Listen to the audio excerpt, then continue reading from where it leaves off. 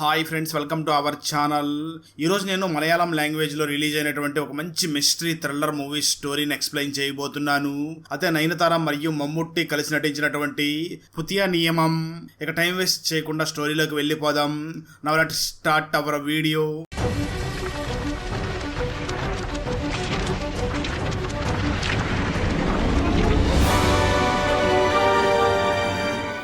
Open చేస్తే movie starting సీన్లోనే Vasuki తన husband అయినటువంటి లూయిస్ తన కూతురు చిత్రతో కలిసి ఆనందంగా జీవిస్తూ ఉంటుంది. నిజానికి వాసుకి మరియు లూయిస్ ఇద్దరు కూడా ప్రేమించుకుని పెళ్లి చేసుకుని ఉండి ఉంటారు. వాసుకి హిందువు కాగా లూయిస్ క్రిస్టియన్ అయి ఉంటాడు. అందుకే లూయిస్ మదర్ ఇప్పటికే కూడా వాసుకిని తన కోడలుగా అంగీకరించి ఉండదు. దాంతో వాసుకి లూయిస్ ఇద్దరు కూడా వాళ్ళ ఫ్యామిలీస్ కు దూరంగా నివసిస్తూ ఉంటారు. ఈ లూయిస్ ఒక క్రిమినల్ లాయర్ గా అలాగే ఒక ఫిల్మ్ క్రిటిక్ గా వ్యవహరిస్తూ ఉంటాడు. అయితే కొన్ని రోజుల నుంచి వాసుకి చాలా విచిత్రంగా ప్రవర్తిస్తూ ఉంటుంది. తను ఎందుకు అలా ప్రవర్తిస్తున్నది అన్నది వాళ్ళ కుటుంబంలో ఉన్న వాళ్ళకు కూడా ఏమీ అర్థం కాకుండా ఉంటుంది.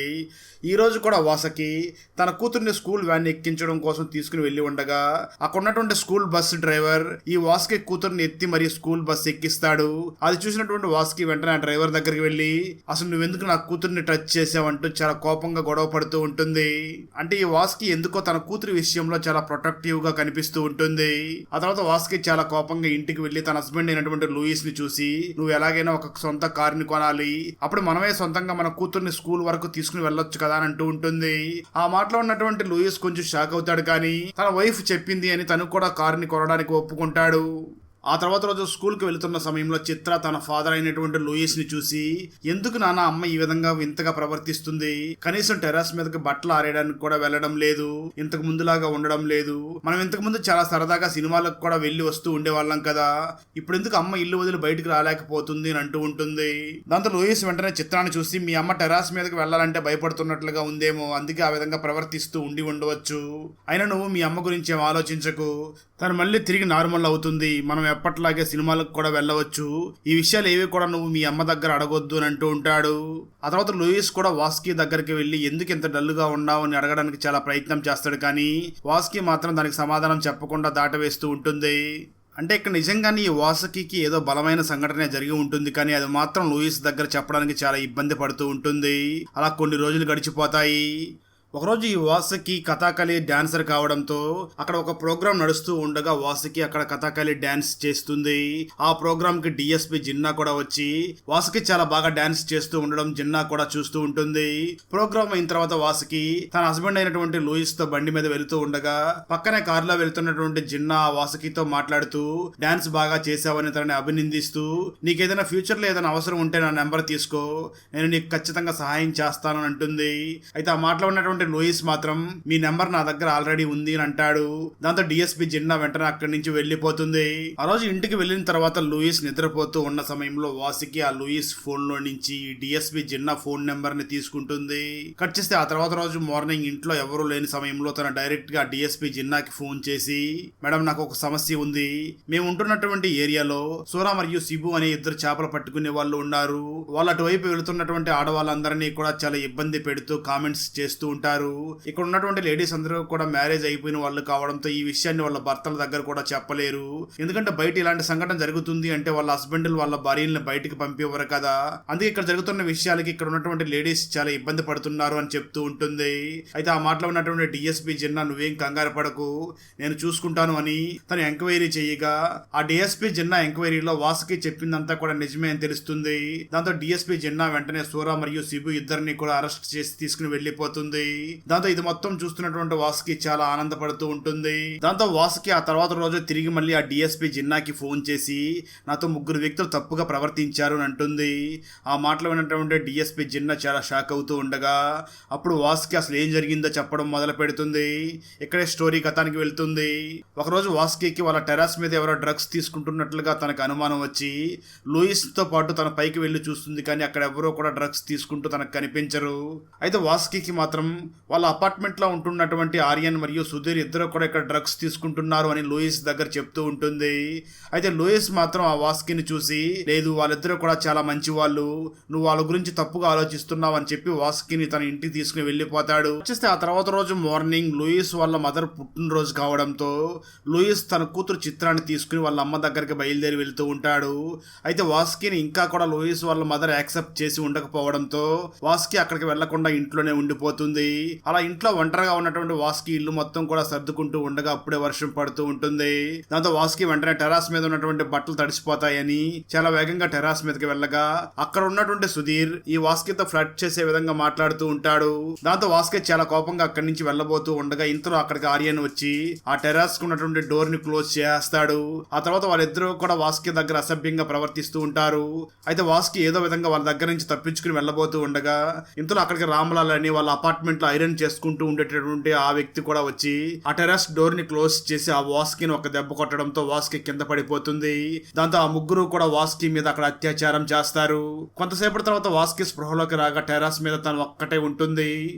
అదేవిధంగా వాళ్ళు వాస్కీ దగ్గర చేసిందంతా కూడా అక్కడ సెల్ ఫోన్లో రికార్డ్ చేసి పొరపాటున ఆ సెల్ ఫోన్ని అక్కడే మర్చిపోయి వెళ్ళిపోయి ఉంటారు. అది మొత్తం చూసినటువంటి వాస్కీ చాలా బాధపడి ఏడుస్తూ తను అప్పుడే చనిపోవాలి అనుకుంటుంది. కానీ తను చనిపోతే ఆ ముగ్గురు మళ్ళీ ఏదో ఒక అమ్మాయి దగ్గర ఇదే విధంగా చేసే అవకాశం కూడా ఉంది కదా అని నేను చనిపోకూడదు, నాతో ఈ విధంగా ప్రవర్తించినటువంటి వాళ్ళకి ఖచ్చితంగా నేను శిక్ష పడేలాగా చెయ్యాలి అని అప్పుడే డిసైడ్ అవుతుంది. అలా జరిగిందంతా కూడా వాస్కీ డిఎస్పీ జిన్నాకి చెప్పడంతో జిన్నా వాస్కీని చూసి, నువ్వేం కంగారు పడకు, నీకు ఖచ్చితంగా నేను న్యాయం చేస్తాను, ఇప్పుడే నేను వాళ్ళ మీద కేసు రిజిస్టర్ చేస్తాను అంటూ ఉంటుంది. అయితే ఆ మాటలో ఉన్నటువంటి వాస్కీ మాత్రం జిన్నాతో మాట్లాడుతూ, ఇలా కేసు ఫైల్ చేయకూడదు, కేసు ఫైల్ చేస్తే మీడియా వాళ్ళు అలాగే పోలీసులు కూడా ఎదురు నన్నే ప్రశ్నలు అడుగుతూ ఉంటారు, అప్పుడు సమాజంలో నా పరువే పోతుంది. అలా జరిగితే ఇప్పుడు జరిగినటువంటి సంఘటనని మళ్ళీ మళ్ళీ గుర్తు చేసుకుని నేను ఇంకా బాధపడాల్సి ఉంటుంది. అందుకే నేను నా స్టైల్లో వాళ్ళకి శిక్షించాలనుకుంటున్నాను, ఆ ముగ్గురిని కూడా నేను చంపాలనుకుంటున్నాను అంటుంది. దానికి జిన్నా మాట్లాడుతూ, నువ్వేం కంగారు పడుకు, నీకు ఖచ్చితంగా నేను సహాయం చేస్తాను అంటూ ఉండడంతో వాస్కీ జిన్నాతో మాట్లాడుతూ, ఎట్టి పరిస్థితుల్లోనూ ఈ విషయం లూయిస్ కి తెలియకూడదు, ఎందుకంటే లూయిస్ కి తెలిస్తే తను కూడా తప్పుగా అర్థం చేసుకుని నాకు డివోర్స్ ఇచ్చే అవకాశం కూడా ఉంది కదా అని అంటూ ఉంటుంది. మరోపక్క ఈ సంఘటన జరిగిన తర్వాత సుధీర్ మరియు ఆర్య ఇద్దరు కూడా అక్కడి నుంచి గోవాకి వెళ్ళిపోయి ఉండగా రామ్లాల్ మాత్రం తన సొంత ఊరికి వెళ్ళిపోయి ఉంటాడు. అలా కొన్ని రోజులు గడిచిపోతాయి. ఒకరోజు రామ్లాల్కి లాటరీ వచ్చింది అని ఫోన్ చేయడంతో రామ్లాల్ లాటరీ టికెట్ తీసుకోవడానికి వెళ్తాడు. ఆ లాటరీ టికెట్స్ ఇచ్చే వ్యక్తి వెంటనే రామ్లాల్ని చూసి, నువ్వు ఏ ఇంట్లో పనిచేస్తున్నావో ఆ ఇల్లు నీకు బాగా కలిసి వచ్చినట్లుగా ఉంది, అందుకే నీకు లాటరీ టికెట్ తగిలినట్లుగా ఉంది అని అంటాడు. ఆ మాటలో ఉన్నటువంటి రామ్లాల్, అంటే మనం ఆ ఇంట్లోనే పనిచేస్తే ఇంకా లాటరీ టికెట్స్ దొరుకుతాయేమో అని తిరిగి మళ్ళీ ఆ ఇంటి దగ్గరికి బయలుదేరి వెళ్తాడు. అక్కడ మొదటగా రామ్లాల్ ఆ వాస్కీని చూసి మొదట్లో భయపడతాడు. కానీ ఆ తర్వాత రామ్లాల్కి వాస్కీ జరిగింది ఏది కూడా లూయిస్ కి చెప్పలేదు అని డిసైడ్ అవుతాడు. ఎందుకంటే లూయిస్ తనతో చాలా మంచిగా మాట్లాడుతూ ఉంటాడు. దాంతో ఆ రామ్లాల్ వాస్కీ జరిగింది ఏది కూడా లూయిస్ కి చెప్పినట్లుగా లేదు అని, ఇక్కడంతా కూడా చాలా ప్రశాంతంగానే ఉంది అని సుధీర్ మరియు ఆర్యన్ కి ఫోన్ చేసి, ఇక్కడంతా బాగానే ఉంది, మీరు కూడా వచ్చేయవచ్చు అని అంటాడు. ఆ తర్వాత రామ్లాల్ అక్కడ ఇస్త్రీ చేసుకుంటూ ఉంటాడు. కట్ చేస్తే ఆ తర్వాత రోజు మార్నింగ్ డిఎస్పీ జిన్నా ఈ వాస్కీకి ఫోన్ చేసి, నువ్వు అర్జెంటుగా పెప్పర్ పౌడర్ని రెడీ చెయ్యి అని అంటుంది. దాంతో వాస్కీ వెంటనే పెప్పర్ పౌడర్ని రెడీ చేసి వెంటనే రామ్లాల్ ఇస్త్రీ చేస్తున్నటువంటి ప్లేస్ దగ్గరికి వెళ్తుంది. ఆ సమయంలో అక్కడ రామ్లాల్ లేకపోవడంతో కొన్ని ఎండు మిరగాయలు తీసుకుని వెళ్లి రామ్లాల్ ఐరన్ చేస్తున్నటువంటి ఐరన్ బాక్స్ లో వేసి అక్కడి నుంచి పక్కకి వెళ్లిపోతుంది. రామ్లాల్ అక్కడికి వచ్చి ఐరన్ చేస్తూ ఉండగా ఐరన్ బాక్స్ లో ఎండు మిరగాయలు వేసి ఉండడంతో తనకు చాలా ఘాటుగా స్మెల్ వస్తూ ఉంటుంది. దాంతో రామ్లాల్ వెంటనే ఇన్హీలర్ వాడాలి అని చెప్పి ఇన్హీలర్ కోసం వెతుకుతూ ఉంటాడు. ఆ తర్వాత రామ్లాల్ వెంటనే ఇన్హీలర్ ని తీసుకుని దాన్ని ట్రై చేస్తాడు. ఇక్కడ ట్విస్ట్ ఏమిటి అంటే వాస్కీ తను ప్రిపేర్ చేసినటువంటి ఆ పెప్పర్ పౌడర్ ని తీసుకుని వచ్చి రామ్లాల్ వాడుతూ ఉండేటటువంటి ఆ ఇన్హీలర్ లో వేసి ఉంటుంది. దాంతో ఎప్పుడైతే రామ్లాల్ ఆ ఇన్హీలర్ ని ట్రై చేస్తాడో తనకి ఆస్తమా యాక్టివేట్ అయ్యి తను అక్కడికక్కడే చనిపోతాడు. అలా రామ్లాల్ తన కళ్ళ ముందు గిలగలా కొట్టుకుని చనిపోతూ ఉండగా అది చూసినటువంటి ఈ వాసుకి చాలా ఆనందపడుతూ ఉంటుంది. కట్ చేస్తే అప్పుడే వాసుకి సుధీర్ మరియు తన ఫ్రెండ్ అయినటువంటి ఆర్యన్ ఇద్దరు కూడా తిరిగి వచ్చారు అని తెలుస్తుంది. ఆ తర్వాత సుధీర్కి రామ్లాల్ చనిపోయాడు అని తెలియడంతో తను చాలా కంగారు పడుతూ ఉంటాడు. అయితే ఆ ఆర్యన్ మాత్రం సుధీర్ని చూసి, ఈ రామ్లాల్కి లాటరీ తగిలింది, అందుకే ఫుల్గా తాగినట్లుగా ఉన్నాడు, అందుకే చనిపోయి ఉంటాడు, నువ్వేం కంగారు పడుకోని అంటూ ఉంటాడు. ఆ తర్వాత వాస్కి తిరిగి మళ్ళీ ఆ డిఎస్పీ జిన్నాకి ఫోన్ చేసి సుధీర్ మరియు ఆర్యన్ తిరిగి వచ్చారు, వాళ్ళని బాగా టార్చర్ చేసి వాళ్ళకు వాళ్ళే చనిపోయేలాగా చెయ్యాలి అని అంటుంది.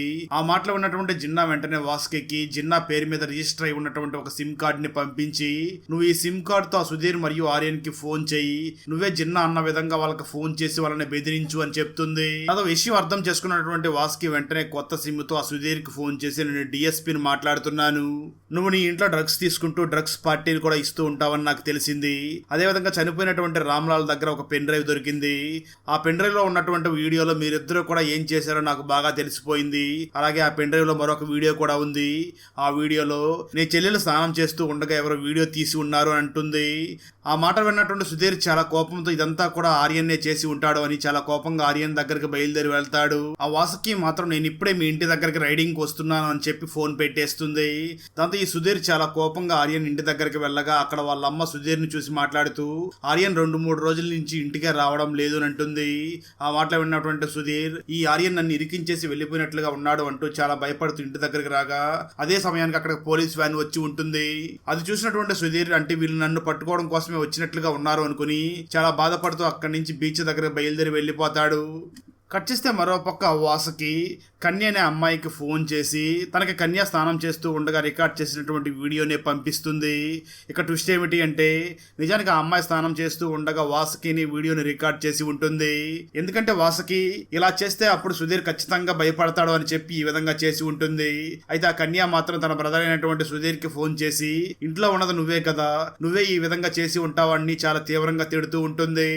దాంతో ఆ సుధీర్ చాలా బాధపడుతూ ఉన్న సమయంలో తనకి మళ్ళీ వాసుకి డిఎస్పీ జిన్నాగా ఫోన్ చేసి, నువ్వెక్కడ ఉన్నా లొంగిపో, నేనైతే ఖచ్చితంగా నిన్ను పట్టుకుంటాను, నీకున్నది 2 ఆప్షన్స్, వచ్చి లొంగిపో లేదంటే నీకు నువ్వు చనిపో అని అంటుంది.